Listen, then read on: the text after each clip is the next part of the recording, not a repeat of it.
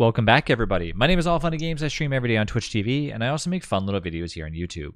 Okay, we're back in the caves again. Once again, if you want to join my Discord, !Discord, feel free to join up anytime. You're more than welcome to join up any games that I play, as I've always liked to play multiple games, and I don't like to play single player, so you're more than welcome to join any game, whether Terraria, 7 Days, DST, etc., etc., etc. So, just getting that out of the way, let's talk about some cave stuff, shall we?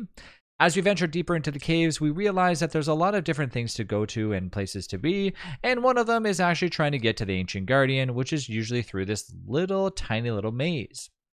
Now, when you enter into like the archives and all that other stuff, well, it's a little bit different from this. You have the ancient archives over here, but up here you have where essentially it'll lead you over to where the Ancient Guardian is.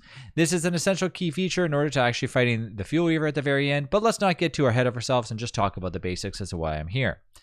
If you ever decide to walk around and you want to go through this without having any spiders attacking you, you're going to want to essentially stay on the edges.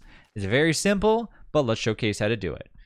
Essentially speaking, all you got to do is basically walk along the edges. What I would probably suggest doing is pointing your WASD key or whatever key you're using in order to actually getting along the edges, basically pointing towards it. So for example, instead of pressing just S, you're gonna want to also press towards the edge of the key with the opposing button. So for example, I'm using my W key, I'm going to use my A to basically press against the edges, and so on and so on.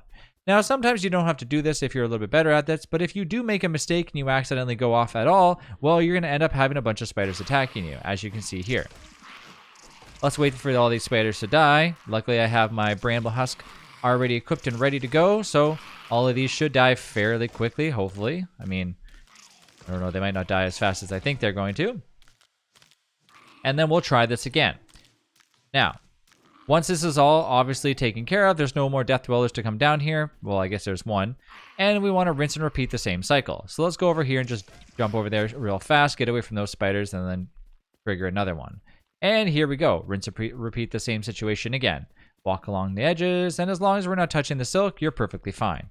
It works separate from like the other spiders. So if you're used to the spiders above ground, well, if a nest were to appear right here and you walk near the vicinity of that, well, the same thing actually does apply. Whereas if you get too close to them, well, it's going to trigger. And of course, normally they are walking around and doing their own thing. But in this case, they are basically waiting for you to approach down, stepping onto their web before they decide to attack you.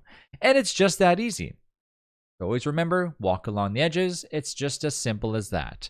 Now, keep in mind, if you are deciding to run around, well, unfortunately, you're going to trigger them, but just keep in mind that if you can try to walk along the edges, if you've mapped up the area, you should be able to do so. And as you can see on our area, there's plenty of spiders to get attacked by, so just be ultra careful when traversing this part of the caves. Thanks again for watching. I'll see you in the next one.